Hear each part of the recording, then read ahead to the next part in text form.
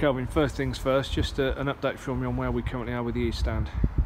Yeah, no, we're actually in really good conversation with the council, so we're really happy with progress. It's been talking to George over there, and I think he's also said it as well. So we're pleased with how that's really progressing. Obviously, it's like anything. We've said this all along. It's a frustrating process. It's been a lot longer than we would have ever thought. Unfortunately for us, the fans' clock started ticking as soon as we took over, which we understand and accept. In reality, I think the council cabinet papers acknowledged that there has been a problem all that while, and really it's only been recently that got approved to fix, and we're in good discussions with the council about how we fix that, and in terms of the linkage to the wider development and using all the land for the benefit of the football club. Frustrating for the fans, frustrating for everyone, and it's easy to forget, I guess, that as the football club, the longer it goes on, the club's losing opportunity. So it's in everyone's interest to get things moving and sort it as quickly as possible. Yeah, that's probably the frustration for us. Is we do take criticism for it, but we can't do anything apart from work in the background. We can't, we're not going to make promises. I've always said we won't do that. So, we're just making the progress in the background, and these things never go quickly, and it seems, and we'll take anything that comes our way, and we'll make sure that we try and do the best job we can, like with anything else.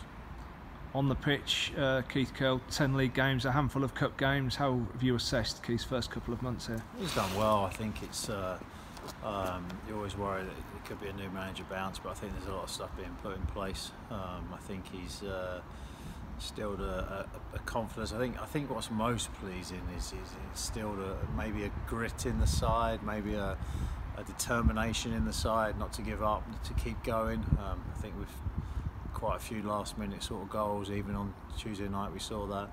I think and I don't think it's necessarily the football sort of times that he would want to play in talking to him, and I don't think it's as fluid as he would want, but it's been effective, and I think that was what we needed at the time, and we identified that, and we needed to be effective and get results. And you, at the moment, you can't argue with the results that Keith and his team are producing, and he's getting something out of the players that has added a little bit of steel, and has added a little bit of desire maybe to get back into games, to win games, and to hold on in games. So it's I think it's been appreciated by the fans. Everyone, a lot of people I've spoken to have said, they just like the desire and the effort that goes in there. And we're going to have some, obviously any club or any group of players, especially a group that have been through some rougher times, they're going to have some not as good performances like an Exeter, but I think it's testament to the fact that the two losses in the league are two of the better sides in terms of form and position in the table, and we've got to be happy. We've got to be happy moving forward from this point and going into January. Keith's method of work seems to be very much team and group based, and easy to overlook the impact of Colin West and Dan Watson, and Dan particularly was praised by Lewis Ward the other night for the homework regarding the penalty. So as a group, they seem to work well together. Yeah, there's a lot of work that goes on behind the scenes, and and we're a bit like that as well. We come on Saturday and watch it, but you see what happens, and everybody at the club works incredibly hard, and whether you're winning or losing, that hard work doesn't change. From James down on the commercial teams to the academies and stadium staff and volunteers, etc. Everyone works hard, and Keith and Colin and Dan have come in and shaken it up a little bit and changed a few things and ensured there's a good work ethic, a good attitude, a good discipline within the group, and that's helpful. Everyone's thoughts are turning to Christmas, but in the football world it's January, which follows quickly on the heels of Christmas. That's the focus. The window's not too far away now. What are the club's thoughts and plans with that looming? Well, we started discussions obviously about January. We've obviously, we'll probably touch on it in terms of the ownership, but we've always said that we'll operate the club as we should going forward, whatever happens with that, and January's no difference. I know you know, people will say, even in the East Stand, you know, nothing's happening, but it is, and in the background it is, and January is no different. We're working towards it. I know Keith wants to make, will want to put his own sort of stamp, but nothing major, I don't think. I'm sure we want to bring a couple of players in, and I'm sure there'll be naturally a couple of players will move on to, you know, maybe players that want more games, or, you know, etc., etc. You know, I think it's pretty common knowledge that we supported the squad in the summer by not forcing Dean to get players out, and especially the higher paid players. So I think you know, at some point, whether it's this window or in the summer, we'll have to address that position in terms of getting our budget back to a more realistic view, and I think Keith shares that as well, in terms of where we are. So that'll be an evolution of the squad as we go along, and some of that may happen in January, but it'll all be, you know, as I've always said, there'll be football decisions. We don't need to make financial decisions as such. The financial decision will come after the football decision.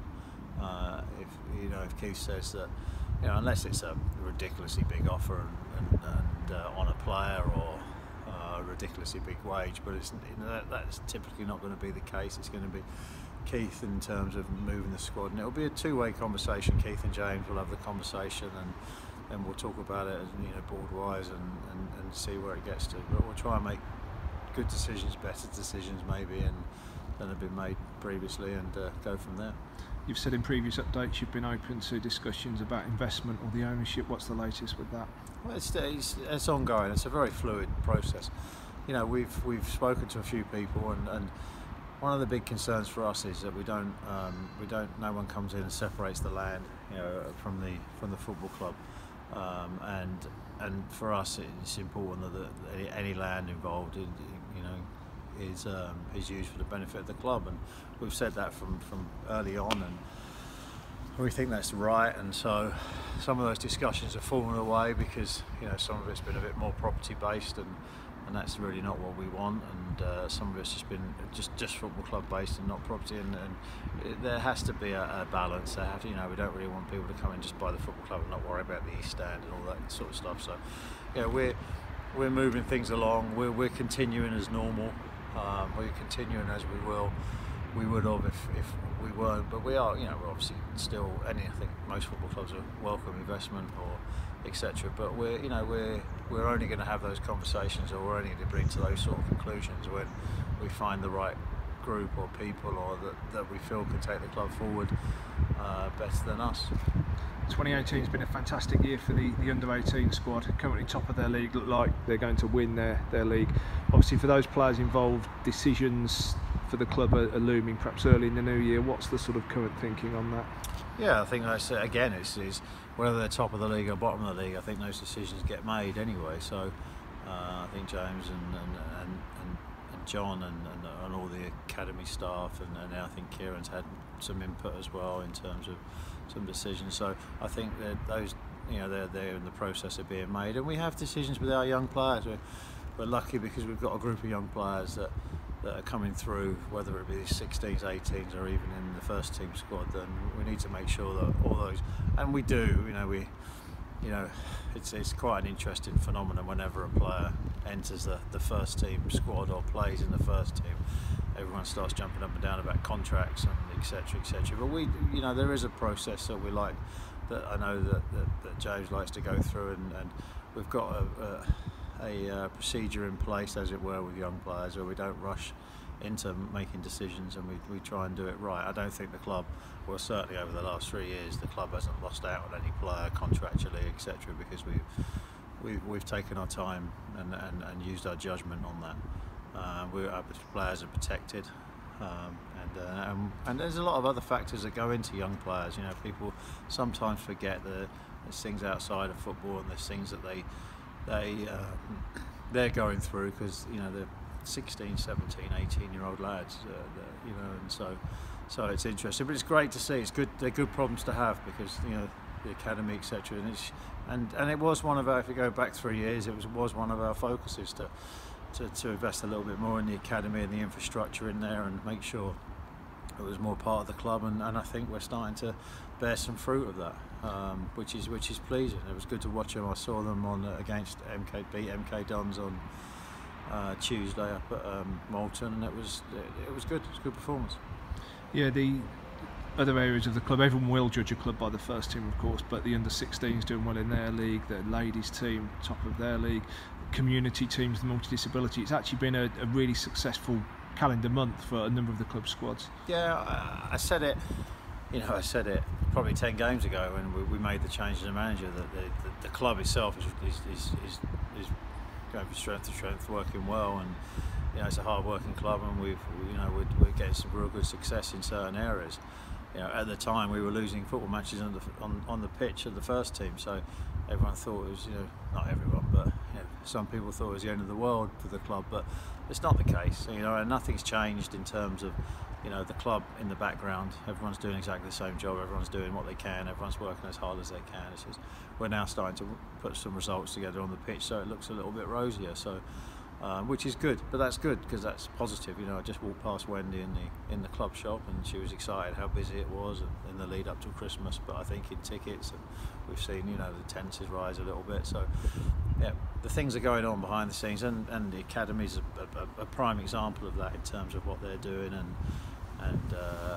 etc.